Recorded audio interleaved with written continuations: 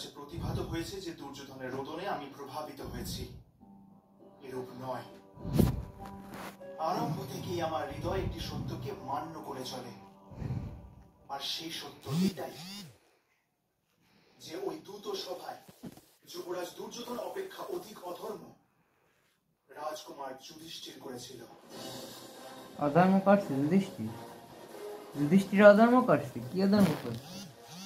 নিজের পত্নীকে পণ হিসেবে রেখেছিল, নিজের ভ্রাতাদের পণ হিসেবে রেখেছিল। ভয় হলো সবচেয়ে বড় অধর্ম। এত ঘটনার পশ্চাতেও রাজকুমার যুধিষ্ঠির ধর্ম ক্রীড়া ছেড়ে উঠে যায়নি।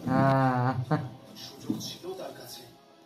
যখন তাকে জিজ্ঞেস করা হয়েছিল ভ্রাতাদের পণ রাখা সত্ত্বেও ওনার ধর্মের উপর গর্ব আছে কিনা,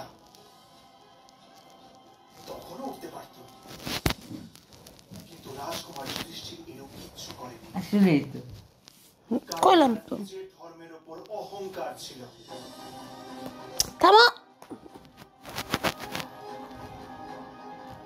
আর যখন কোনো ব্যক্তির নিজের ধর্মের উপর অহংকার হয়ে যায় রাজকুমার অর্জুন, তখন তার ফলাফল কেবল অধর্ম হয়, কেবল